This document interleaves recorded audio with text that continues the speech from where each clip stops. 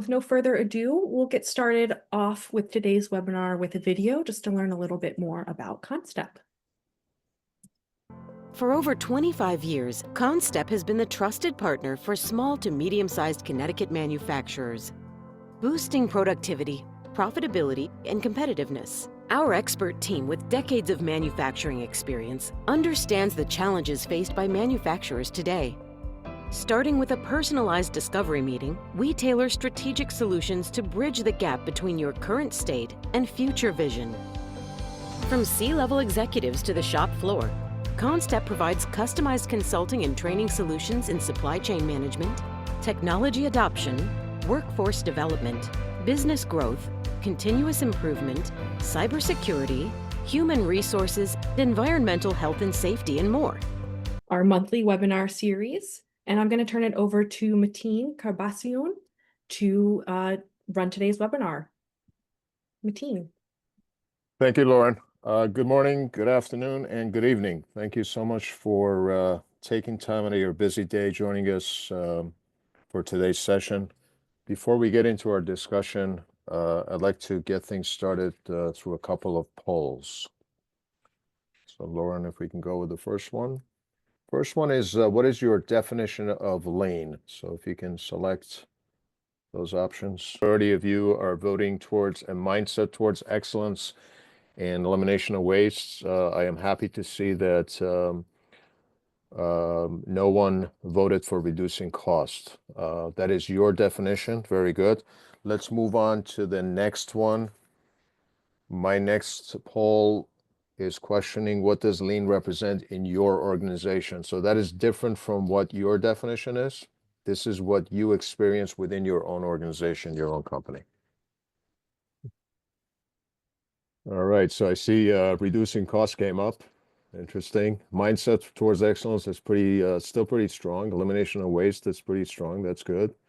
And 5S usually makes the list as well. So, interesting results. Thank you for your inputs. When we look at how lean is actually described or shared within an organization, what its purpose is, what its objective is, it typically depends on how the leadership messaging is towards what lean is, right? So if we're going with lean is about cost reduction, and that's what people are hearing, that's very different than lean is here to actually increase our capacity so we can become more competitive, so we can grow as an organization, so we can have secure jobs and so on and so forth. So it's interesting that you see the comparison between what your definition is and what actually exists within your organization. And that pretty much all of that goes towards the leadership's messaging in terms of what lean, continuous improvement, or other improvement methodologies basically are intended to do. So let's move on into our discussion. So today's discussion is driven around lean thinking, and many of you are familiar with the book Lean Thinking. I'm going to talk about that in a minute, but our discussion is not necessarily today focused on, 5S, Kanban, setup reduction, so on and so forth. You might hear from time to time I'm talking about how some of these tools have been used, but for the most part, the focus today is about going beyond the tools, right? Going beyond 5S and Kanban and TPM and all these other tools that many people are familiar with, many lean practitioners are familiar with. Could we go to the next slide, please? In 1996, James Womack and Dan Jones introduced us to the 5 lean principles. These 5 lean principles consist of value stream, flow, whole, and perfection, right? So those 5 lean principles emphasized to leaders of organizations that if we are trying to build an organization that's totally customer focused, they need to use these principles to get to that target condition or to that state where they are totally customer focused. They keep the customer in mind as their number one priority, and so on and so forth. There were multiple case studies in the book, Lean Thinking, some of which actually were from Connecticut. One of them is from the Danaher Corporation, primarily the Jacobs operation of Danaher, which is probably an hour from my house here in Connecticut. And the next one that they talked about in the same chapter as one of those case studies was wire mold. And from time to time, I am going to refer to those organizations because those two examples that I experienced many, many years ago were probably some of the best examples of lean leadership that I have seen. And what was unique about those experiences is what David Mann mentioned in his book, Creating a Lean Culture. So in 2006, 10 years after the book Lean Thinking first came out, David Mann published this book, Creating a Lean Culture, became a bestseller right away because it basically what it did in this book, David Mann showed that through visual controls, standard accountability, and primarily leader standard work, you can actually build the other side of lean, which is lean management. So while many lean books and case studies focus on the tools, David Mann's argument was that you can use all the tools that you want, but if you don't have the right culture in place, if you don't work on engaging your employees, if you don't establish routines, daily, weekly, monthly routines that actually audit processes and continuously look for sustaining those gains and uncovering opportunities for additional improvements, that you're missing the boat. Next slide, please. Before we get into the values in more detail, here's a quote by Simon Sinek. For those of you, I'm sure many people are familiar with Simon Sinek. He is known as the Unthinkable Optimist. One of his books that he has published is called Start With Why. And back in 2009, I believe, when he did his first TED Talk, he talked about the power of asking why, the power of being curious about how things are. He explained that why is probably the most important message that people can ask in organizations. It defines how we communicate. It defines basically how we behave in organizations. And we can actually gain a lot by starting to be curious about how things are today and asking questions and asking why. One of his famous quotes is about happy employees ensure happy customers, and happy customers ensure happy shareholders, in that order.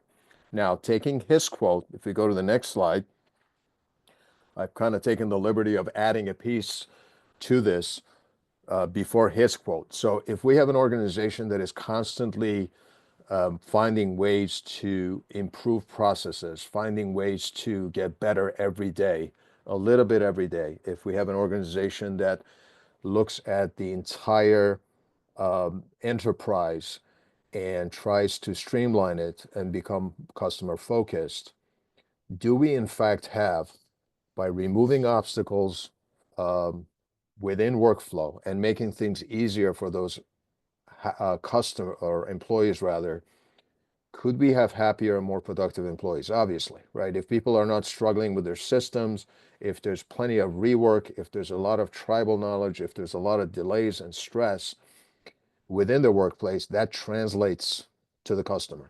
So again, if we have a lean enterprise that removes obstacles to smooth workflow, we can go back to Simon Sinek's quote that says those happy employees actually translate into happy customers. In general, we believe that the role of the leadership basically goes into three buckets. The first one, as a leader, we want to make sure that we provide job security, right? Second one is developing our employees. Developing our employees, right? Do we spend enough time developing those people, teaching them skills, utilizing their full potential, following do we have career paths for those individuals that work for us within the organization? And finally, sharing in the wealth, right? But it starts by actually asking and understanding what our customers value, right? If we truly want to be customer focused, we need to first understand what our customers value, not how we define it, but how our customers define it.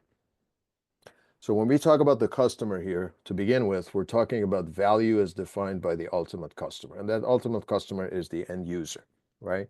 The end user of our product, right? So let's use an example. What is the customer actually willing to pay for? So let's use the travel example. Let's say we buy a ticket, and I think most travelers would say that they would be happy or happier with a direct flight that is on time, that gets us to our destination above all safely, right? But in most cases, at least in the US, this is what happens, right? If I want to travel, let's say, to California from Connecticut, chances are I probably have to go to Atlanta first. So I got to go down, I got to go south first for a couple of hours, spend a couple of hours at the terminal for my next connecting flight, or an hour to catch my connecting flight, and then another 5 hours going west. That's not exactly how I define value. That's not exactly what I want to pay for. I want to get there safely as quickly as I can, but let's not despair, because what airlines do for us is they give us those TVs on the back seat, and at the same time you're getting kicked by the kid behind you. So that's how we spend our time traveling, but the airline believes that they're actually providing what we want to pay for. So ask this question: what does my customer actually value? Yes, they value quality above all. We know that. They value cost, right? They want to pay for something with a reasonable cost that we've agreed on, right? And they want to make sure that they get it on time, right? Based on the agreement that we have. But here's the challenge. As we have seen with many clients, more and more clients are actually looking for faster turnaround time, because that's what their customers are asking them to do, right? The times of 8-week lead times and 12-week lead times are more rare these days, right? Because most companies would actually expect their suppliers to provide more frequently and in smaller quantities, and in shorter lead times. So that's the challenge that we have. So the question we got to ask is, are we designing and producing based on the voice of the customer? If our customers actually were to witness how we build a product, how we provide a service, would they be pleased with what they see? Put yourself in the shoes of the customer and pretend that you are the customer and you are walking through your processes.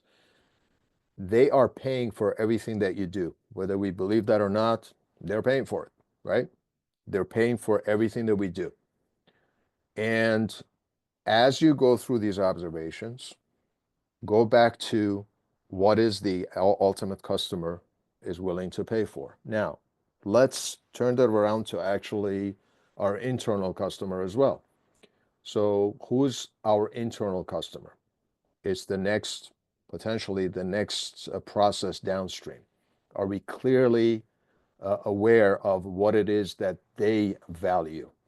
Do we know, for example, that when I work on a work order in my office that gets sent over into the shop, into a factory, am I clear on what the people in the factory actually need to see?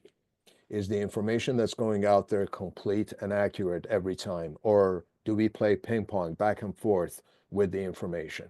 How complete and accurate is the information? Do they have the material that they need to do the job? How aware are we in terms of how much time is wasted looking for material, looking for someone to find out what the next job is, and so on and so forth? These are all the things that your customers are not willing, and they don't want to pay for. But here's the challenge. Small, medium-sized companies, larger companies, it doesn't matter. A lot of these companies are trying to make the end of the month targets, right? The end of the quarter targets.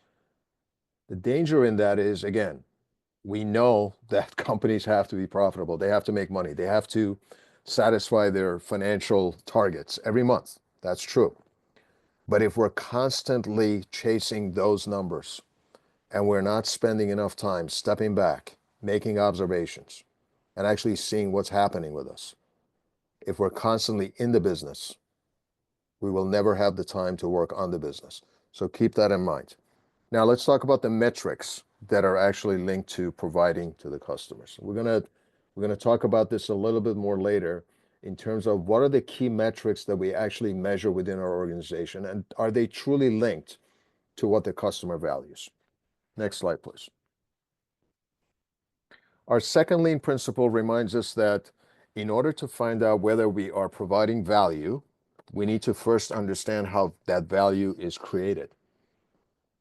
Now, this doesn't happen by sitting at our desks and assuming that we know how things are done, how processes work. And unfortunately, with our experience, we've come across this quite a bit, where decisions are made around the conference room table, and the higher ranking individuals within a leadership team sit and discuss and assume that they know what actually happens in the real place, what the Japanese call gemba. The Toyota production system refers to gemba as the real place, as where the action takes place. So isn't it more effective for us as leaders to actually go out there and make observations, identify how things are done, how product is made, how services are provided, make those observations, and make decisions that way? But it starts with honesty. It starts with transparency. So as we start thinking about how we go about doing or starting this journey that we call the lean journey, we have to be transparent. We have to be honest. We had to make, if we are willing or if we're trying to motivate others to make changes within their area, if we are asking those people to change their behaviors, as leaders, what are we doing to change our behaviors? Let me give you some examples. This goes back to the late 1980s, 88 to 90. Those are my observations within those 2 years when I worked at Danaher Corporation, named primarily Jacobs Vehicle Equipment Company. This is where the Jake brake, the engine brake that goes on a diesel engine, is made. And these were some visible changes that the leadership team, led by George Cohensecker at the time, who was the president of the company, made. Ties were removed. We were told to actually remove the ties. So we had engine managers and the workers out on the shop floor. You could easily tell who works in the shop, who works in the office, or who's salary, who's not, because of the tie. Even though we were not from Thailand, we were called the Thai people. So one of the first changes that was made was get rid of the ties. Reserved parking was eliminated. George Cohensecker, who used to have the top spot, the closest parking spot to the door, asked his staff, told his staff, we're getting rid of the reserved parking. Park anywhere you want, but not those reserved parking are going to be open to anybody. The weekly production meetings that used to last for God knows how long were replaced with daily walks through the shop. There were 5 or 6 key people that basically walked the floor from department to department, starting at 7 a.m. to 8 a.m. They would make a stop at each department, find out what the obstacles were to flow were, what machines were having issues with. Did we have material issues? Did we have quality issues? Did we have resource issues? Gathering that information, and they would address those within a couple of hours, trying to help those so-called value streams or departments out to make sure that those problems have been eliminated. This happened every day from 7 to 8 a.m. Most importantly, this is what along with the most importantly, the other thing that happened was the executive wing was emptied. So this plush area where you had all the managers and the top leadership team basically resided was emptied out, and it was leased out to another company. Those individuals actually were moved to the shop floor. I remember the vice president of operations actually had his desk next to a CNC machine. Is that going too far? I don't think so, because again, if my internal customers are such and such department that makes a product for Caterpillar, I need to be 10 yards, 20 yards away from them, not in a different building or sitting on a mezzanine somewhere. So these were visual changes that were made. So as we observe the value stream, we want to make sure that we are in the value stream. We're not sitting around the conference room table, like I said. We're not far away in the executive wing making decisions about things that we have no idea about, but we pretend that we do. We want to involve the stakeholders, including finance. As you go through these improvements, as you go through these observations, as you go through these changes to eliminate or minimize waste, make sure you have the backing of your finance people. And you won't have that backing unless they're actually in it. They're part of the team that's actually looking at it. One of the unique things about Danaher was that each business unit president was required to participate / lead a Kaizen event once a quarter, a continuous improvement event once a quarter. They did not just show up and say, you know, I'm behind you, you got my support. No, they were in it. They would spend 4 or 5 days in those events, truly understanding what the team was working on, and they would understand the issues that needed to be fixed. So as you observe, document the good, the bad, and the ugly.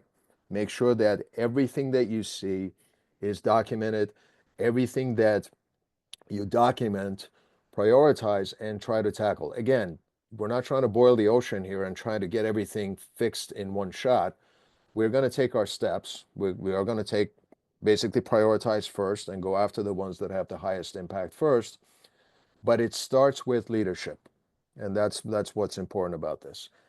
Leadership must be committed and involved.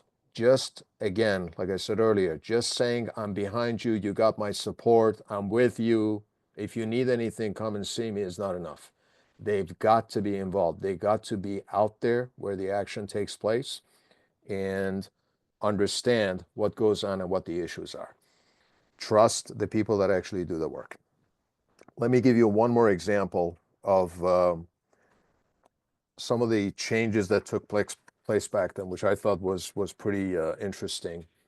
One of the machine operators in our department was actually sent to ride around with the salesperson in Texas for about a week. The idea was for that individual to come back, for the machine operator to come back. By the way, this was a United Auto Workers shop, so a union shop. He came back and he reported back to his own peers, the people in the department, in terms of what he had seen, what customers liked about our product, what things we need to work on. Why did they do it that way? Well, you can have management come and basically make a speech and say, you know, our customers are unhappy and we need to do better. But by sending this individual out there to Texas to ride around with a sales guy who's going from customer to customer and getting feedback from them, by coming back and having that individual report to their union employees and peers, that is a lot more impactful and a lot more sincere than honestly hearing it from customer service or marketing or sales. Let's move on into our next poll, I guess. Yep. So let's talk about our metrics. What are the measurements, or what should we actually measure in a value stream? So let's run our next poll. I'd like your input on what you think we should measure in a value stream. Excellent. All right. All right. I'm happy to see no one voted for number of Kaizens, because that sometimes we hear that, and although I am a fan of continuous improvement, obviously, I mean, that's what I better be, right? We preach this stuff. Counting necessarily just the number of Kaizens is not going to really cut it, right? I mean, you may have 1 or 2 Kaizens that are significant in transforming a department or a product line or a company, but you may have 10 or 20 of these Kaizens and they don't really accomplish anything. So just counting the quantity of the Kaizens is not going to, I have not been a fan of. Again, engaging employees, gradual improvements, that's great. But if we just count the number of activities, that's not really doing anything for us. We should look at results instead of activities. On-time delivery, interesting, very popular, number 1. I'll talk about that a little bit. Machine utilization. Let's make sure that machine runs. Let's make sure that machine is running 100% of the time is certainly one of those metrics that we see. The only, and I want to talk about earned hours a little bit more later, but the only true lean metric that we see that we should be measuring among these as a primary metric is total lead time. From the time that I receive the order into the shop or into the company I just got an order come in from the customer. How long does it take us to process the order, to potentially determine what product engineering suggests for us to process? How long does it take us to process the work order? How long does it take us to get the product through the shop out the door? As we compress that total lead time, all good things are happening. Let me be clear. I'm not necessarily just talking about speed. Quality is a given. Quality is a given. So I want to make sure I have a superior quality, but I want to compress the time from the time I receive an order to the time that it goes out the door. What counts is what goes out the door. I cannot invoice for the stuff that's sitting around and doing nothing for me. So the sooner I can get to that finish line and get the product out the door, the better off I am. Now, that happens if all good things are happening, like there's less rework, there's less back and forth, there's better quality of information, we have material that we need, we are processing things exactly when they are needed in the right quantities. On-time delivery is an interesting one because it could be manipulated.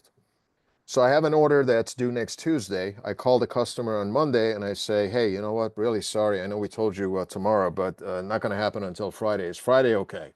And the customer says, well, I'm not really happy about this, but okay, let's go with Friday.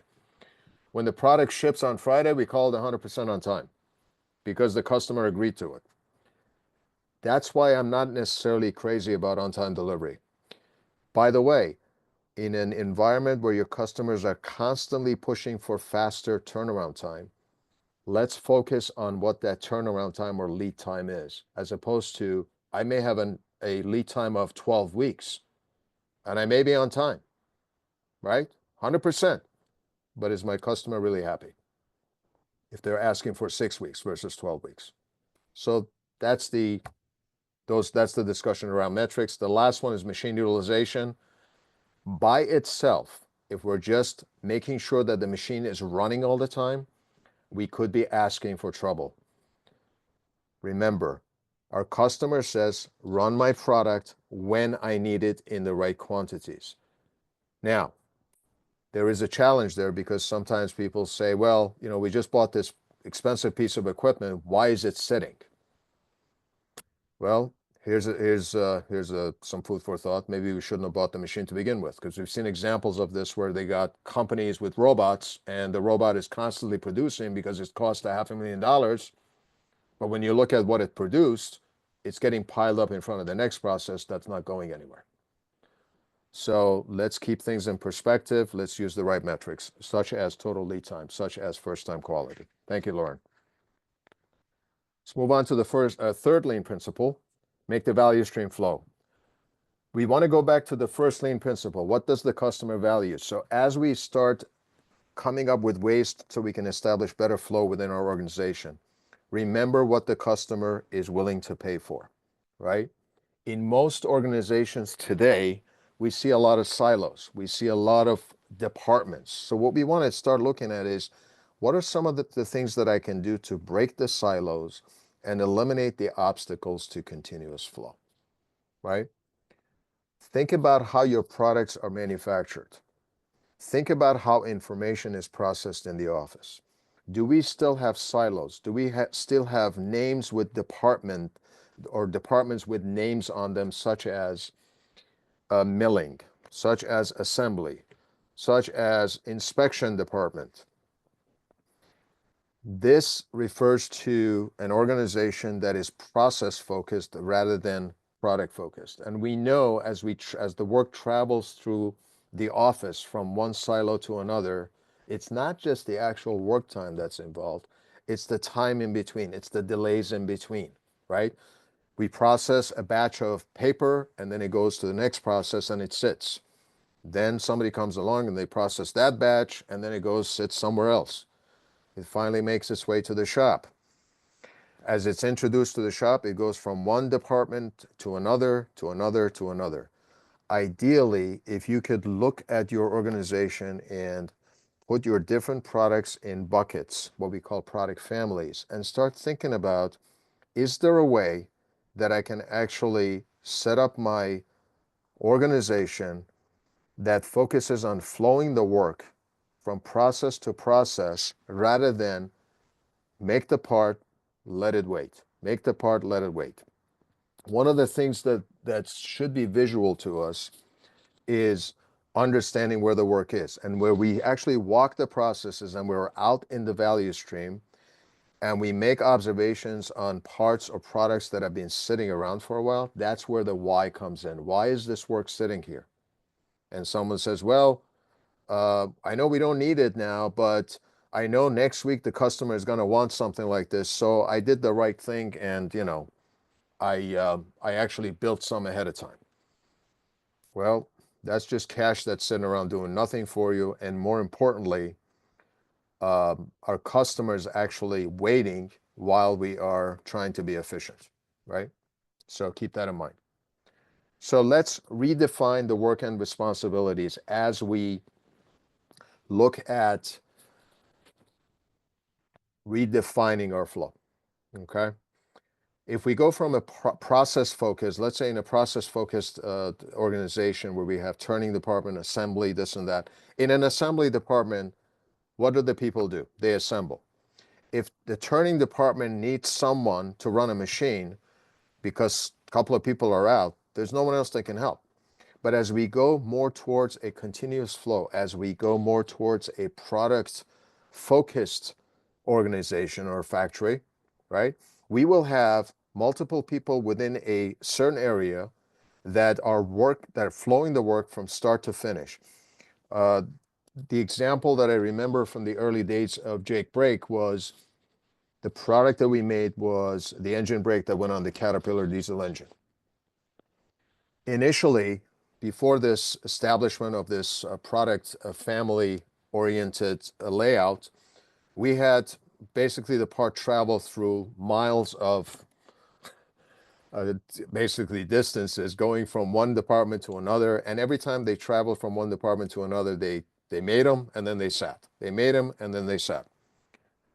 By actually understanding what processes were needed to make one unit and co-locating them and balancing the workload and working to that customer demand rate, we had everything that we needed in one location, from raw material all the way through packaging. The only two functions basically that we didn't have within our production flow was receiving. Receiving was still centralized, and shipping. But everything else, including ultrasonic cleaning, wash, rinse, dry, testing, everything was there. What did that do? It cut down significantly on the lead time, cut down significantly on the cash being tied up on inventory.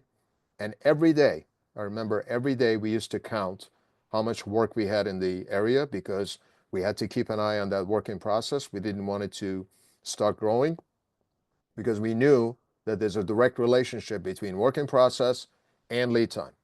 The more work in process I have, the more piles I have, the longer my turnaround time and lead time to my customer. So challenge the status quo, ask questions. How do we do this? Why are we doing it this way? If you have office people that belong in the shop, don't come up with excuses of saying, well, they are office people. How can we have office people in the shop? They're people. Does the customer care where someone sits? Does the customer care who reports to whom? This is some of the challenges that we face, and these are some of the questions that we have to ask. As lean practitioners, we have to be curious. So my colleague, I won't name her, she asked me to include this. Next slide. This is your next test. This is, for those of you that know me, I had to throw something in there that involves Matinism. This is not exactly mine. This is something that I found on LinkedIn, which I thought was pretty interesting. Think about this. As 3-year-olds, at 4-year-olds, we are very curious. We are constantly asking why. Why is this? And you explain it to the kid, and the kid says, why again? And it's getting annoying to the point where they're constantly asking you why. But as we get older, we become less curious. We don't ask enough questions.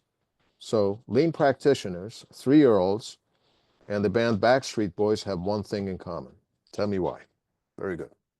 I cannot hear the laughter, but I'll assume that some people are laughing. Moving on. Let's get to the fourth lean principle. Let the customer pull the product, right? So again, in today's world, we're dealing with low volume, high variety, faster turnaround time thanks to companies like Amazon. We order something online, and if it doesn't show up the next day, we're like, hey, what happened? Where's my order? Right? Turnaround time, faster turnaround time has become a thing, and our customers, your customers are not any different. The days of a customer ordering 10,000 of the same thing every day are long gone, right? They're asking for low volume, high variety. Give me 2 of these, 5 of those, 10 of those, whatever, right? And every day we're not just focusing on one thing, we're focusing on a variety of different products that our customer demand. That's today's reality. So we have to find ways to actually meet that expectation. We have to build processes that actually provide the product or the service when the customer needs it. So by the statement, let the customer pull the product, really refers to, do we have processes in place that can meet our customer's expectation? If they're looking for a quote, can we turn that around within a day, within 2 days max, right? We don't want to turn to our customers and say, well, you don't understand, our process is very complex. And I worked with one years ago that had roughly 98 hours to get back to the customer. By looking at the value stream, by looking at how things were done, right, we were able to bring it down to about 20 to 24 hours. That's still long, because if you look at how much actual time was involved in creating the actual quote versus the wait time, there is still opportunity, right? We could potentially cut that in half again. But it's certainly quite an improvement to take it from 98 hours to 24. That's that continuous improvement that takes place. What can we do next, right? But because the way we are set up in some companies, and we still see this, because of the challenges that some of these companies have, for example, with long changeover times, right? They don't avoid the just-in-case production. So this is what we want to do. We want to avoid just-in-case. Some of you may have heard of just-in-time manufacturing. We don't want to introduce just-in-case. And this happens, unfortunately, still to this day, many companies, where the setup or a changeover on a machine is 4 hours. I need to run 10 pieces, but I run 10,000 because I want to justify the 4-hour setup. Until somebody comes along and says, you know what, maybe we should work on the setup itself of 4 hours.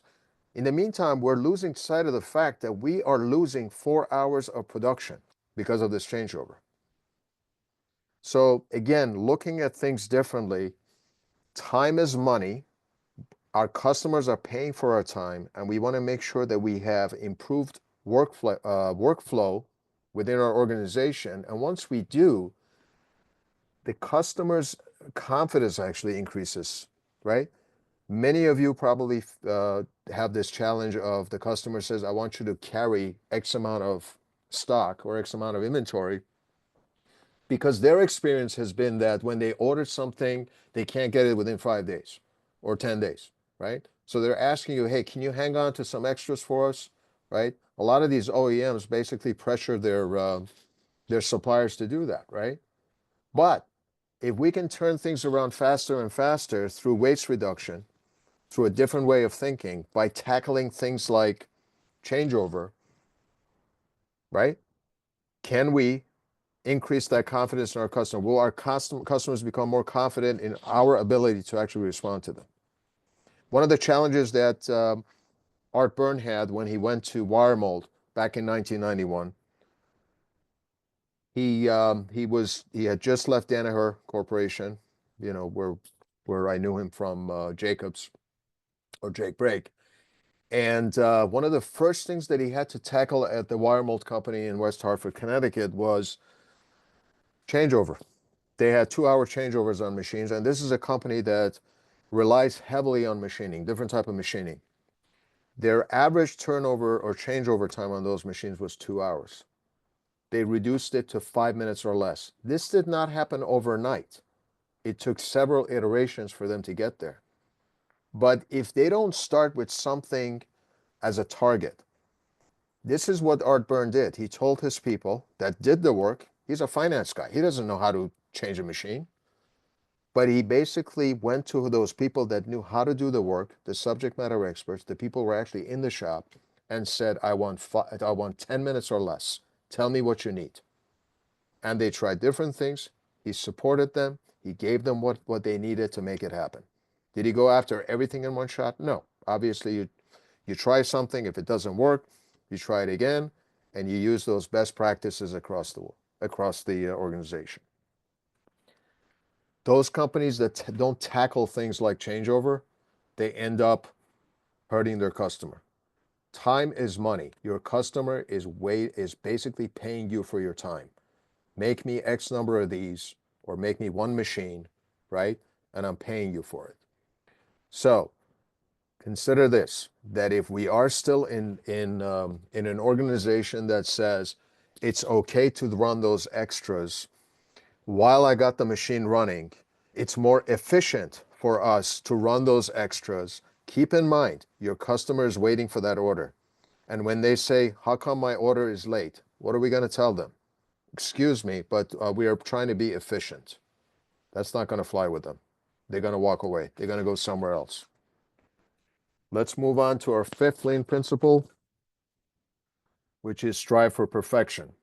So this is one of my favorite quotes from Antoine de Saint-Exupéry. He's actually he was a French poet and an airman who unfortunately died in World War II, actually during a reconnaissance mission. But he describes perfection as subtracting, right? Not necessarily adding. So perfection is achieved not when there's nothing more to add, but when there's nothing left to take away. And this kind of lines up with our lean thinking, which is how can I eliminate more and more waste? How can I minimize the waste within within my value streams and what I actually do, right? So let's think about how we can improve things. Starting with, are we doing the best we can with what we have? So let's spend wisdom before we spend money, right? Let's understand that there are things that we can do better with what we have. Are we doing the absolute best with the resources that we have? For example, are we developing our people to their full potential? Which reminds me of this incident where a COO goes to the owner of a company and says, we need to do a better job of developing our people. We need to teach them new skills. We need to put them through more training and so on. And the owner says, but if they become more valuable like that, they might leave us. And the CEO says, and if we don't, they stay. So think about this. Are we utilizing our full potential of our people? And that it's not just the process improvements that we make, but are we educating? Are we involving them in these improvements? Think of how to do it, not why it can't be done. Very easy to start thinking about as we make improvements and we try to get better and better, to come up with a list of things and excuses as to why we can't do something, right? Let's think about one or two things why something will work rather than 20 or 30 things and excuses that things are not going to work. Promote daily improvement, a little bit every day. Think about this. Continuous improvement is continuous. It doesn't stop. Call it lean, call it Charlie, call it whatever you want to call it. We have a client that called it grow, get rid of waste. So by getting rid of waste, they can actually grow the company. Call it whatever you like, but do not stop with the continual effort to improve, because your customers expect that. We can do this in manufacturing because it's been done in other industries. One of the interesting characters that I met many years ago was the lean dentist. Dr. Sami Bari wrote this book called The Lean Dentist. It was originally called Follow the Learner.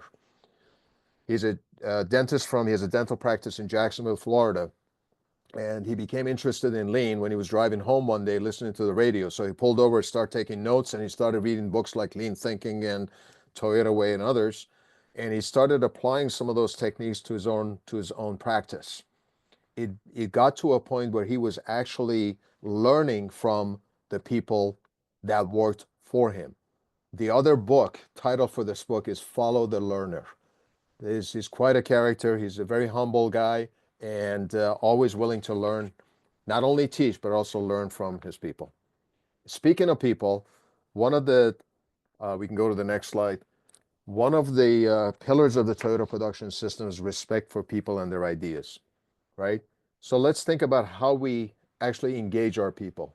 Do we engage our people through a suggestion box? You know, give us your ideas. And I'll put this in this locked box. And again, I'm still trying to understand why there's a lock on these things, but apparently there's a good reason. We're afraid that they might steal these ideas. We're going to put these ideas into a suggestion box and then review it when we get a chance. Somebody, you know, whoever's got the key, they're going to open it and they're going to review it and all that. What about this? What about if we go to a way that is more visual, like what Cleveland Clinic does, right? So if we look at the next slide or next picture here, this is a Kaizen board or an idea board that was developed at Cleveland Clinic. They're not in manufacturing, and they've had quite a bit of success generating ideas, moving those ideas forward, right?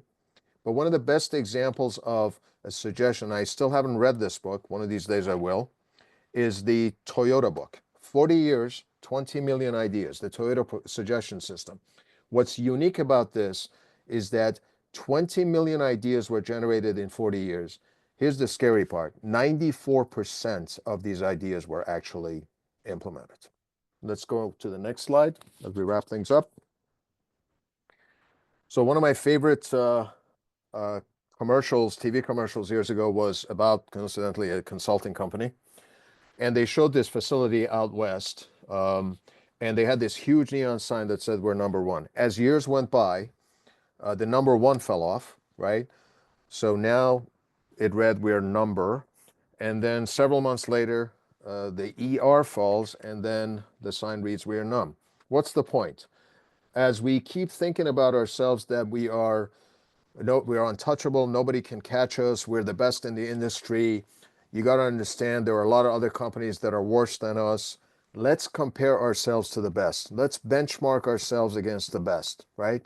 Let's not fall off on this, well, you know, we've been doing this for 20 years. Our customer is not going to go anywhere.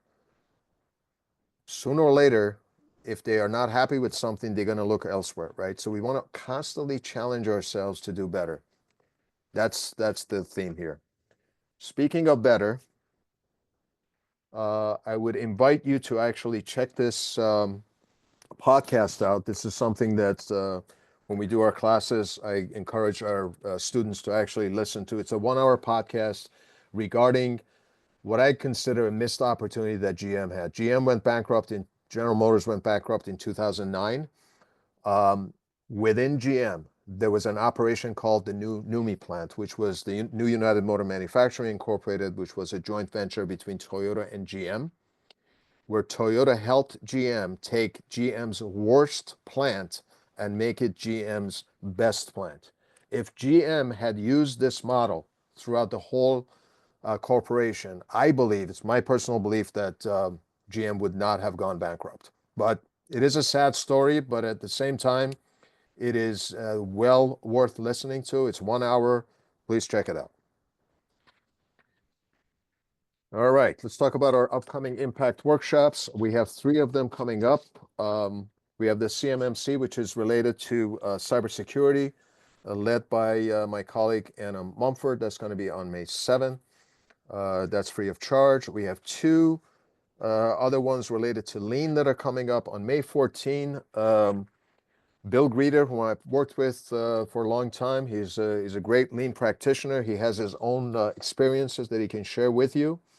It's a 3.5-hour workshop that I encourage you to sign up for.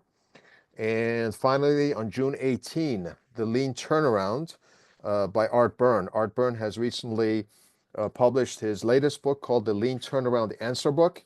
And for those of you that are signing up for that particular one, you will be receiving a complimentary copy of the Lean Turnaround Answer Book and benefit from Art's many years of experience. He's globally known as a lean thinker, a lean practitioner, and I consider him a lean guru.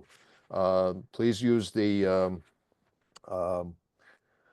information that you see on here. You can register online, or you can scan that code, and that will take you to the sign up page. Yeah, so I am seeing one question in here, and feel Sure. free to put your questions in chat or the Q&A answer, everyone. So it says, will supply chain shocks, e.g. during the pandemic, affect the implementation of lean principles? Yes, it certainly did have an impact. And as you remember, when the tsunami hit Japan, it also had an impact on Toyota as well, right? And one of the misunderstandings sometimes with lean is, or the Toyota production system in general is, we shall have zero inventory.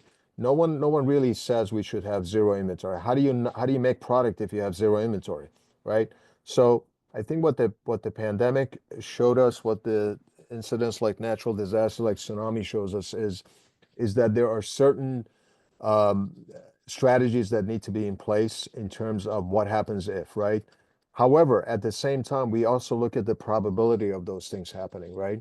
So you saw an example where during the pandemic, there was quite a bit of shortage with semiconductors and so on and so forth, and because a lot of that was being, for example, built outside of the U.S., and companies were actually paying overbidding in terms of prices to get those materials and supplies in. So it's certainly a challenge, but I would also look at there might be some particular parts or components that you may want to treat differently, right? As opposed to basically because this thing happened, 5 years ago, and let's face it, the last pandemic that we had was over like 100 years ago, I guess. So how often do these things happen? But if in case they do, what is our contingency plan? So we do have to think about the risks that are associated with carrying just-in-time inventory, right? So it's certainly a challenge. I'm not going to pretend that, it doesn't impact the way we approach supply chain. But at the same time, keep in mind that we have to be in close contact with our suppliers. They have to be our partners. They have to be our, not that we're sharing profits with them, but we have to work with our suppliers. They're not our enemies, right? We have to work with them just like we do with our customers. Hopefully that answered the question. Great. And it looks like we have one more question at this time.